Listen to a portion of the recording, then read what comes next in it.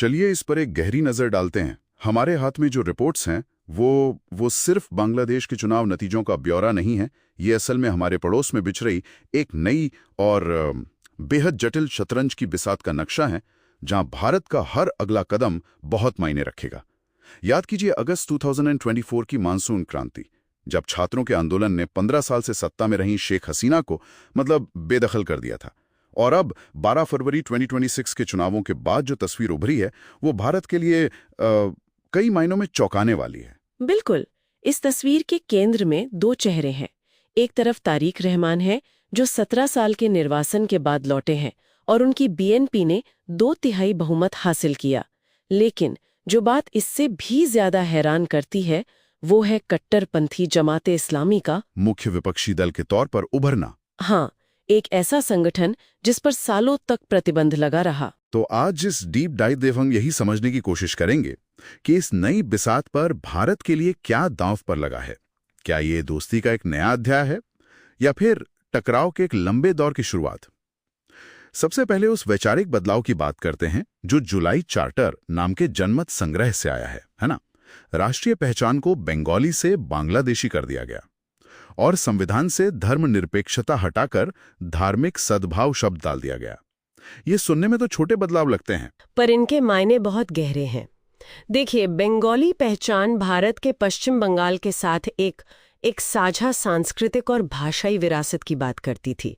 बांग्लादेशी पहचान उस विरासत को तोड़कर एक अलग, ज्यादा इस्लामिक पहचान पर जोर देती है। ये एक साफ संकेत है। तो ये सिर्फ शब्दों का हेरफेर नहीं है, ये सीधे सीधे भारत से सांस्कृतिक दूरी बनाने की एक सोची समझी कोशिश है। निश्चित रूप से। और ये दूरी से सांस्कृतिक नहीं, कूटनीतिक भी है। इसका सबसे बड़ा उदाहरण शेख हसीना का मुद्दा है, जो इस वक्त भारत में शरण लिए हुए हैं। बांग्लादेश की अदालत ने उन्हें गैर मौजूदगी में मौत की सजा सुनाई है और नई बीएनपी सरकार लगातार उनके प्रत्यर्पण की मांग कर रही है। ये तो भारत के लिए बहुत बड़ी दुविधा है। एक पुराने और वफादार सहयोगी को सौंपना नामुमकिन सा लगता है, लेकिन मना करने पर रिश्ते और खराब होंगे। यही तो कूटनीतिक जाल है। बीएनपी सरकार जानती है कि भारत शेख हसीना को नहीं सौंपेगा, लेकिन वो इस मुद्दे का इस्तेमाल अपनी घरेलू राजनीति में भारत विरोधी भावनाओं को लगातार हवा देने के लिए करते रहेंगे। इस कूटनीतिक सिरदर्द के अलावा असली चिंता तो शायद जमीन पर है, हमारी सीमाओं पर। शेख हसीना के दौर में कम से कम एक बात तय थी कि यूएलएफए जैसे भारत के पूर्वोत्तर विद्रोही समूहों को बांग्लादेश में पनाह नहीं मिलती थी। अब क्या वो दरवाजे फिर से खुल जाएंगे? ऐसी पार्टियों के सत्ता के इतने करीब होने का सीधा फायदा पाकिस्तान की आईएसआई उठा सकती है, लेकिन इससे भी बड़ा और नया खतरा चीन का बढ़ता दखल है। आप ढाका में बन रहे उस ड्रोन प्लांट की बात कर रही हैं? जी, चीन की मदद से बन रहा ये ड्रोन मैन्युफैक्चरिंग प्लांट ये भारत की पूर्वी सीमा की सुरक्षा के लिए एक सीधा खतरा है।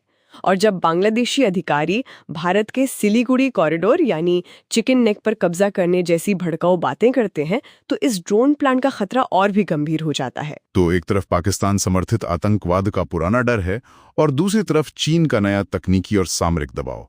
इन दो तरफा चुनौतियों के बीच भारत के पास क्या कोई लीवरेज है? एक बहुत बड़ा लीवरेज है, और वो है अर्थव्यवस्था। 2026 में ही बांग्लादेश अल्प विकसित देश के दर्जे से बाहर हो जाएगा। इसका मतलब है कि उसे यूरोपीय और दूसरे बाजारों में जो व्यापारिक छूट मिलती थी वो खत्म हो जाएगी। अपनी सबसे जरूरी गारमेंट इंडस्ट्री को बचाने के लिए उसे भारत के साथ एक व्यापक आर्थिक साझेदारी समझौते यानी सीपा की सख्त जरूरत पड़ेगी। ये एक दिलचस्प दावा है, लेकिन क्या आर्थिक मजबूरियां वाकई इतनी मजबूत होती हैं कि वो बढ़ते कट्टरपंथ और चीन के प्रभाव को रोक सकें? पेट की जरूरतें क्या देश की नई विचारधारा पर भारी पड़ सकती हैं? यही तो $1 मिलियन सवाल है। भारत का सबसे बड़ा दाव यही आर्थिक निर्भरता है, लेकिन ये एक बहुत नाजुक संतुलन है। एक तरफ आपको आर्थिक रिश्ते मजबूत करने हैं, दूसरी तरफ सीमा पर ड्रोन और आतंकवाद के खतरे से भी निपटना है। तो कुल मिलाकर भारत बांग्लादेश संबंधों का वो स्वर्ण युग अब बीती बात हो गई है।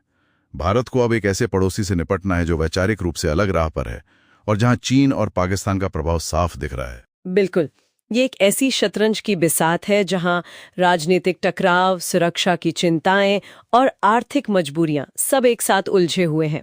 भारत को बहुत चतुराई और मजबूती से अपने मोहरे चलने होंगे। और यही सवाल हम श्रोताओं के लिए छोड़ जाते हैं। इस नई शतरंज की बिसात पर जब एक तरफ विचारधारा और भू राजनीति हो और दूसरी तरफ आर्थिक जरूरतें, तो आखिर में कौन सा पड़ाव भारी पड़ता है? क्या ये दक्षिण एशिया में एक नए और अस्थिर टकराव की शुरुआत है?